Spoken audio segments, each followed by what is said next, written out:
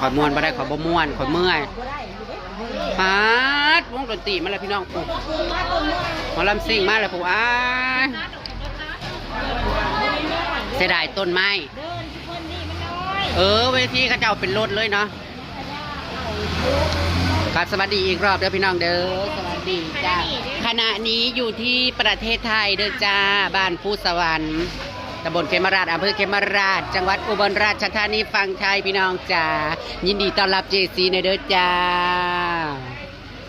มากับบ่ได้เวียงยังดอกค่ะเมิดไปจักขวดเลยยายขีโอ้ยสิขาล้ำได้บ่พี่น้องวงดนตรีคือยังขาล้ำอยู่มื้อแรงมันสิขาล้ำได้บ่ขนาดนี้มากับบ่ได้ยังเพิ่นให้นั่งกินเป็นแขกจ้าเพิ่นบ่ทันให้เฮ็ดหยังแต่ว่าแขกคนเพิ่นน่ะเมิดแล้วล่ะแล้วแต่เช้าเพราะว่าอันนี้ทั้งนี้ก็สิเป็นกองบุญพี่น้องอันนี้ก็คือมางานทำบุญจักปีแล้ววะเพิ่นเสียไปนี่เนาะตั้งแต่โควิดเนาะเพิ่นเสียไปตั้งแต่โควิดพุ่นอันนี้แล้วเพิ่นก็มีบวชลานทรายเพิ่นน้ำพร้อมเนาะมื้ออื่นก็สิมีแห่บวชนี่ล่ะก็รถได้ล่ะจ้าแห่นี่รถแห่แมนคือถูกเนาะบ้านเขาเจ้านะเบสเซตเบิร์ดนะเพราะว่า18,000บ้านห้าวนาบัตรตัวนี้นะ18,000ก็หมอลำสิงมาแล้วจ้าหมอลำสิงเด้อมื้อแรงเด้อจ้าพี่น้องค่ะอันยาวนะฮะน้ำกันเด้อผู้ใดอยู่ออมแอมอยู่แถวบ้านภูสวรรค์บ้านบุงซ้วยแถวนี้กับมะม่วนเด้อจ้า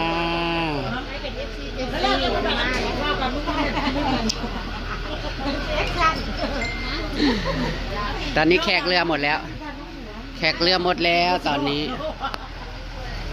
บออย่าพาวเขาบ่ท่านได้ออกนะหากจะสิม่วนได้ซ้ำใดได้พี่น้องเลยขนาดมื้อวานเนี่ยไปยืนเบิ่งข้าเจ้าเต้นกับเมื่อยเลยอันสองพ่อเมียน่ะตำจอกกันเองจ้าโถ่สองพ่อเมียน่ะตำจอกกันเองเด้อค่ะ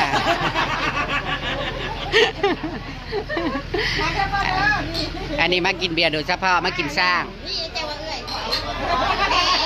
เพิ่นกินเสืออยู่แล้วแหละเพิ่นมากินสร้างอยู่ไทยบัดนี้เด้อเพิ่นสิเมาสร้างบาดนี้ถ้าเบิ่งยายขี้เมาสร้างมื้อแรงสิเซิร์นอยู่แถวหน้าเวที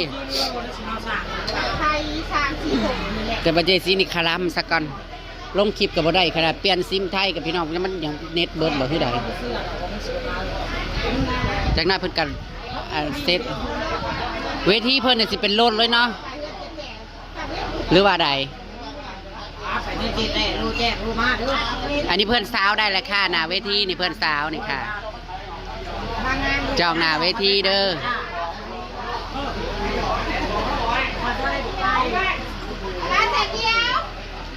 ยิง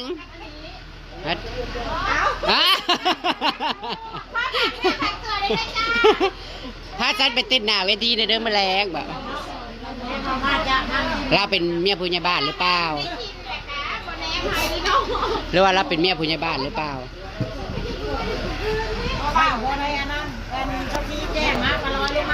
อย่าไปเอื่นใช่เล่าด้วยแล้วจำหนึ่งเราบริวารน้ำข้นได้นะ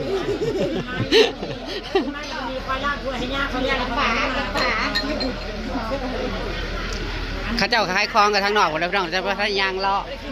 แดดมันเคยทำแต่ขามาฟังแท้แบบว่าอากาศห้อนพี่น้องมื้อนี้ห้อนหรือว่ามันบังเนาะเพราะว่ามันป่าไม้มันบังเนี่ยลงไปทางนี้ก็สิไม่ได้นำโค้งพี่น้องไม่ได้ไกลไปใดบ้านเพิ่นก็ติดนำโค้งเลยล่ะ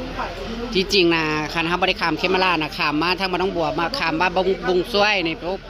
มันก็ง่ายพี่น้องแต่ว่าคู่มือนี่เพิ่นบ่เปิดแล้วท้องไอ้นุ่นเหรอเดี๋ยวถ่าเบิ้งเพื่อนเอาเวทีลงสักก่อนสักหน่อยโหลดคลิปกันยากตกลงเวทีเนี่ยสิตั้งจังหวะนี้บ่เอาคือว่านั่นเพราะอะไรซ้ำนี่นะ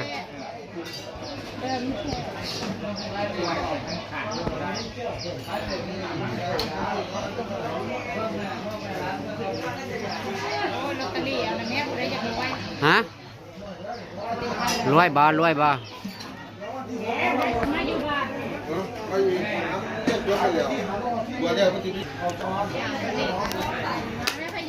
รางวัลที่หนึ่งรางวัลที่หนึ่ง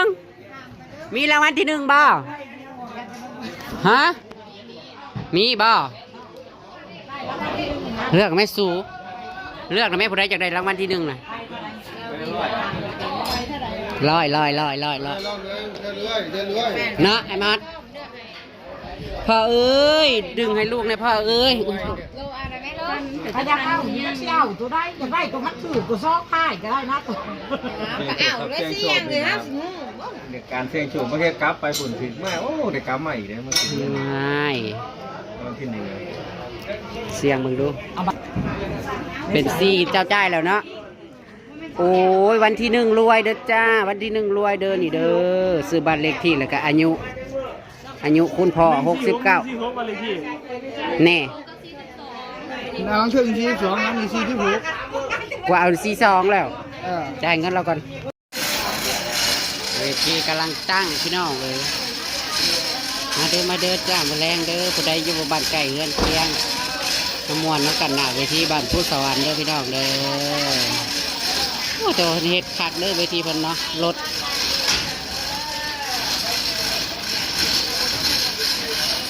อันนี้ลงแบบนี้เลยตั้งจึก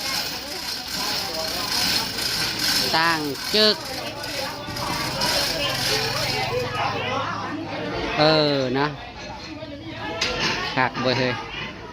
จะว่าเต้นเนี่ยจะได้เอาออกแล้วมันแคบเพราะว่าพื้นที่เพิ่นเดินเพื่อนเพิ่นมันแต่แคบค่อนข้างแต่แคบ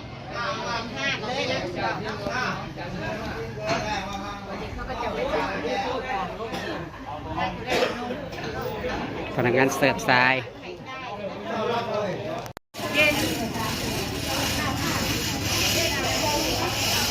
มานางเนี่ยทางนี้พอดีเลยมาแรกพอดีนั่งเบิ้งอยู่นี่เลยเนาะ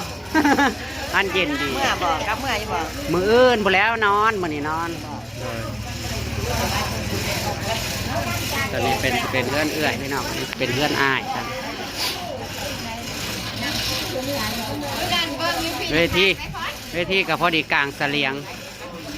มันนั่นแคบมันนั่นเราป่วยรถบ่ได้ เอาจังว่าพี่น้องแล้วเอิ้นลามาอยู่ที่แค่ละล้านเพิ่นลาไปแม่หัวไปลง สอนบักมี่ยายรอดเนี่ยบัดเมื่อน่ะสิเดเขาบักมี่ มันสุกแล้วบ่เต็มต้นเลยจุดินเลยผู้บ่าวสมัครแขนอันตันไปจังสันปินงัวจ้ะพี่น้องโอ้ยเพื่อนสาวเล็กเสิร์ฟไปจะกิน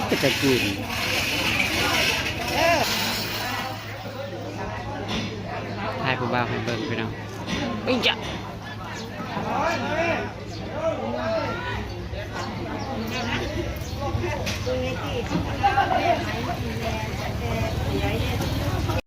อ้าวยาวนะแม่ผมได้จิไปยาวก็บ่มีขี้เหล่าไปยาวนะเวทีกำลังเรื่องของเรื่องลองคองเสียงนะพี่น้องอะไรนะอะไรมองเกินมิวสิก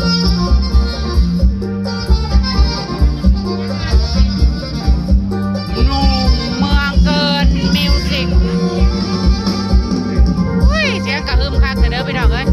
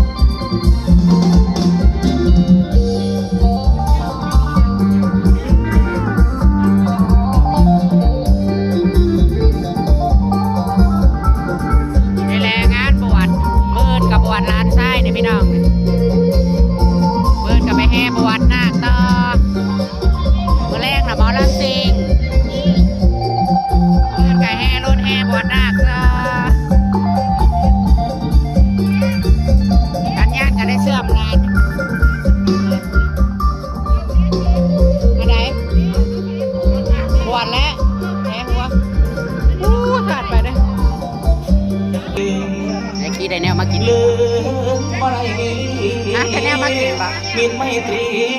ย่างไปย่างมาทองค้อนแล้วก็กิน หน้าเวทีวันจนให้มันไปหาลงเกินขอบคุณทานขอบคุณศรัทธาทาน เดี๋ยวมื้อแรกก็ยาวแล้วกันพี่น้องคอยให้กินม่วงค่ะนะ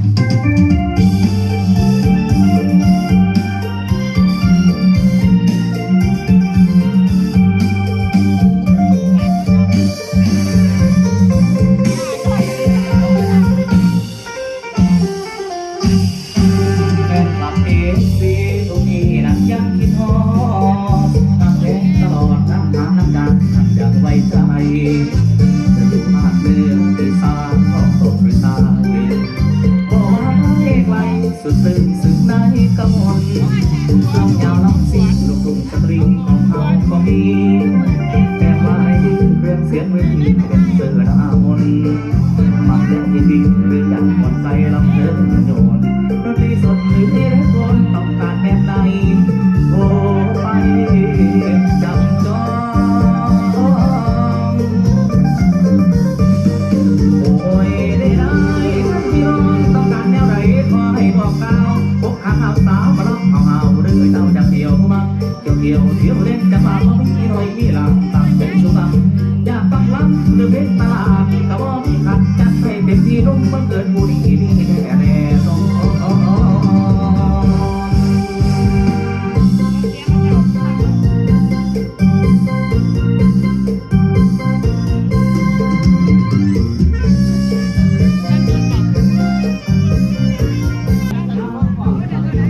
มางานบวชลานพี่น้องละโกนหัวไปทำไปทำ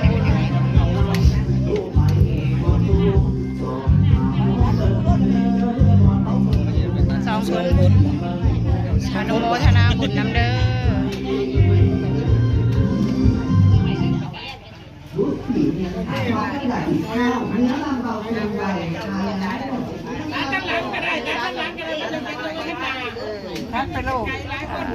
หลายคนก็จะยกถุงมือไปย้ายต่อไปสาธุน้ำเด้อ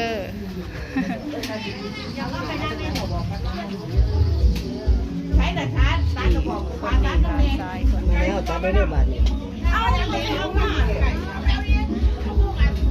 วันนี้นะจ๊ะไม่เอาคือว่าเอาอันเดียว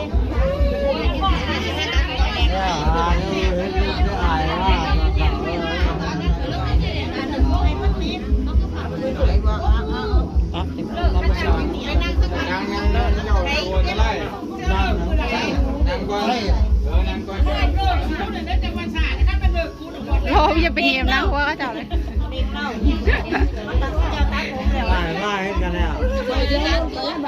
อย่าทัดทำไรพี่ตัดอยู่บ่พี่ตัดไปแนกบ่พี่ตัดไปแนกบ่ตัดพี่ก้อนพี่ก้อนตัดสิหัวตัดสิหัวลูกคนเล่าเรื่อยๆเขาอย่างดังแล้วเว้ยมึงเอาลูกตาตัดก่อน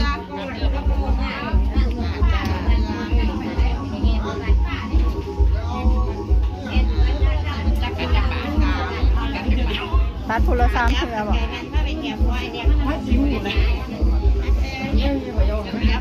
โอ้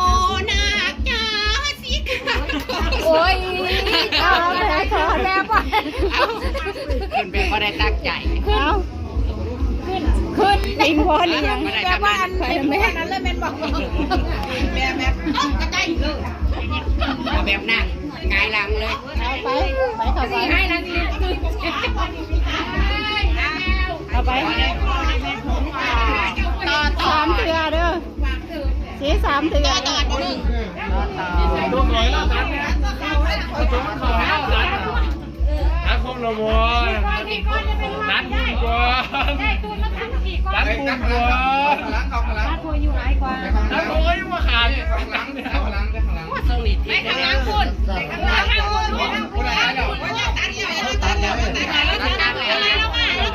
เอาคือไปวางพี่เสีวางพี่ เอาคือไปปงไว้ข้างนั้นสะลืมเลยเป็นยังบ่ข้างไปตามของไปกันเจ้าใครตัวจากเขาไปเป็นลูกของพระเจ้า พอแล้วมา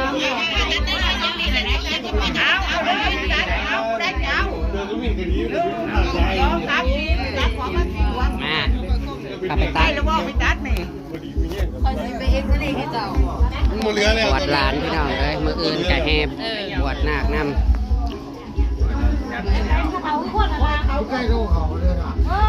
โอ้ยนี่คือตัดบอกเขาขอตัดคือจะว่ากวด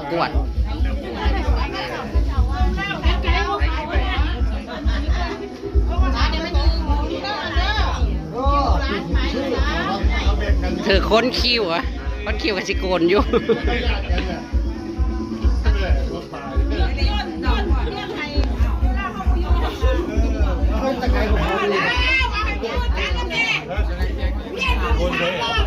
สวัสดีค่ะคุณแม่คุณยายได้ดิพี่น้องเลยมาแล้วจะมาเสียหน้าพิธีน้ำกันเด้อพี่น้องเด้อตอนนี้ยังงันวอร์มจะคล้องมาอยู่ยันเมื่อยมาแรกสิบานัดได้ที่ตัดแรกกันแล้วกันพี่น้องจ้าเวทีพร้อมแล้วตัดต้นมะม่วงออกวะ